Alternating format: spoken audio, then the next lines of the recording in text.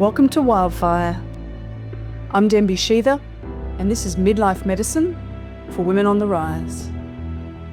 Here, we believe your body isn't burning out, it's burning through. I speak with healers, teachers, and medicine women who walk this path alongside us.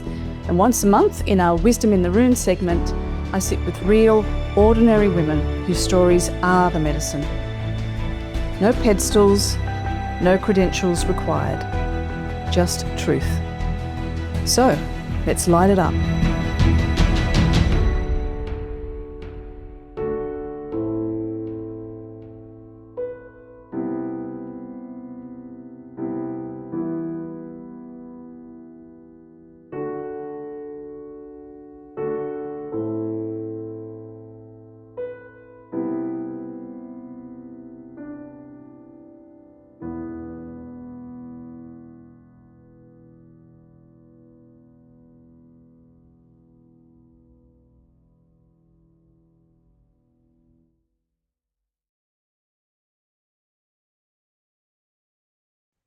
I want to ask you something today.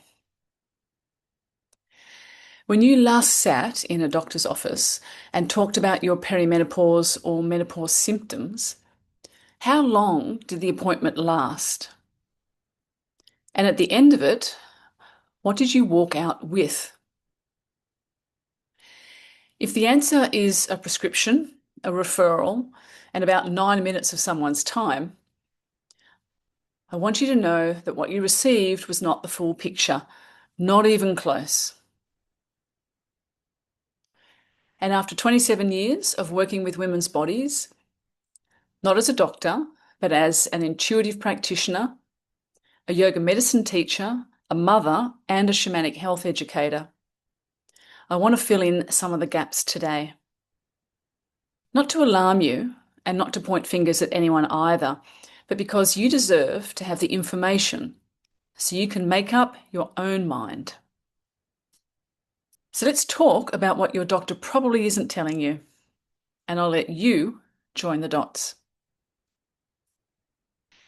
The dominant medical model treats menopause as a deficiency. Falling hormones are framed as something going wrong, something to be corrected, supplemented, managed. And I'd like to gently offer a different lens. In terrain therapy, which is one of the foundational frameworks of my work, the body is never simply malfunctioning. It is always responding intelligently to its environment, its history, its accumulated load. The symptoms of perimenopause are not your body failing you. They are your body communicating something it has perhaps been trying to say for a very long time. And the biggest question I believe that's worth asking before reaching for anything that suppresses that signal is this: what is it actually trying to say? Now, that question rarely gets asked in a 10-minute telehealth consult, but it is the most important question in women's health. Here's something I'd like you to think about. Most women who arrive in perimenopause have been managing their hormones artificially for a significant portion of their adult lives. Many were put on the contraceptive pill in their teens or early 20s, sometimes for contraception, sometimes for acne, sometimes for extreme period pain.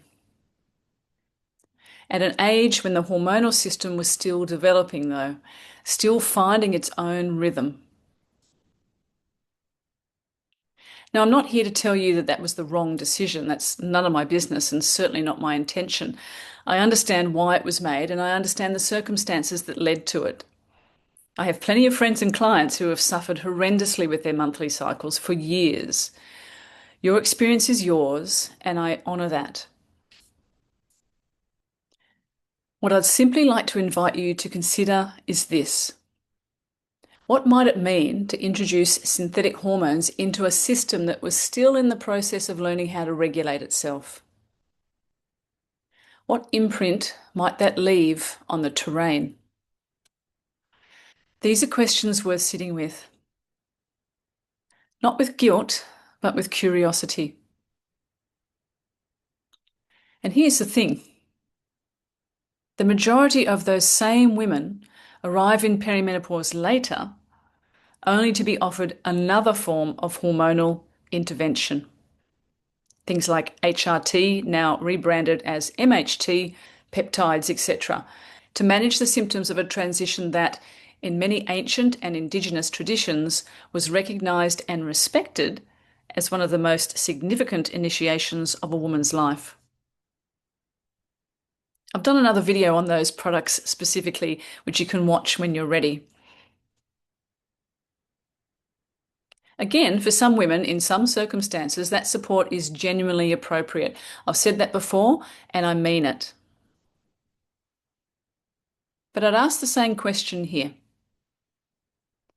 If the symptoms of perimenopause are the body's attempt to communicate, to surface what has been held, to recalibrate, to initiate, what happens when we intervene at the hormonal level before we've listened to what the body is trying to say? Now, I'm not answering that for you. I'm asking you to ask it for yourself. Over 27 years of working with women, I have never once seen a standard medical assessment ask about the emotional or energetic and spiritual body, about what a woman is carrying on those levels, about the unresolved grief, the suppressed rage, the years of chronic stress, the accumulated imprints of every significant experience she has ever had.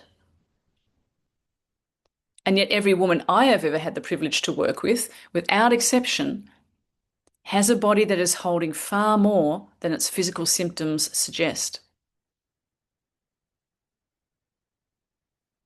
The sleeplessness isn't just hormonal. The weight that won't shift isn't just metabolic. The anxiety that arrives without warning isn't just neurological. These are the body's ways of surfacing what has been stored in the tissue, in the fascia, in the energy field, in the ancestral line. Now, none of that shows up on a blood panel, but all of it does influence how a woman experiences her menopause transition, and all of it is addressable with the right kind of support. Your doctor may not have mentioned, for example, that maca root has substantial clinical research behind it, specifically for menopause symptoms. Or that magnesium glycinate is one of the most effective and underused tools for sleep, anxiety, and nervous system regulation during this transition. Or that berberine, a natural occurring plant compound, works on the same metabolic pathways as some of the pharmaceutical interventions now being offered to menopausal women, without the side effects or the price tag. They may not have mentioned that fascial release work can shift the chronic tension and inflammation that disrupts hormonal balance. And inflammation, by the way, is at the core of every hormonal imbalance. They may not have mentioned the Chinese body clock and how it can tell you exactly which organ system is speaking when you wake at 3 a.m. or when your hot flashes peak at noon. Or that the emotional clearing work, the grief work, the somatic practices, the healing of your ancestral trauma is often the piece that unlocks everything else. This is not fringe medicine. It isn't even alternative medicine. This is ancient medicine of the original kind. The kind that has supported women through this passage for thousands and thousands of years, before Medicare manipulated appointments even existed. Now, I wish to be clear about something. I'm not asking you to distrust your doctor. I'm asking you to trust yourself enough to want more information than you're currently being given.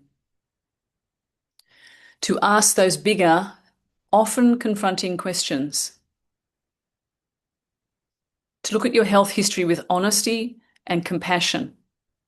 And to know that there is a body of knowledge that is ancient, intelligent, and extraordinarily relevant to what you are going through right now, that the conventional system simply was not built to offer you.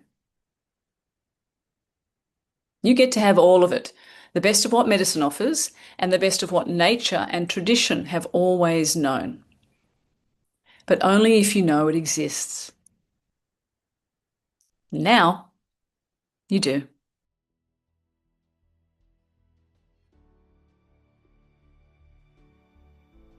That's a wrap on today's episode of Wildfire. And if something in this conversation landed for you, sat with you, or lit something up inside or underneath you, I'd love for you to share it with a woman in your life you feel needs to hear it. Because that's how this medicine travels. Woman to woman, story to story, heart to heart. If you're ready to go deeper into your own midlife journey, come find me at dembysheather.com. The door to Mana Yoga Medicine is always open. And if today's conversation moved you, the most generous thing you can do is leave a review. It only takes a couple of minutes, and it helps Wildfire reach the women who need it most. Until next time, stay in your fire, stay on the rise, and remember, you are not burning out.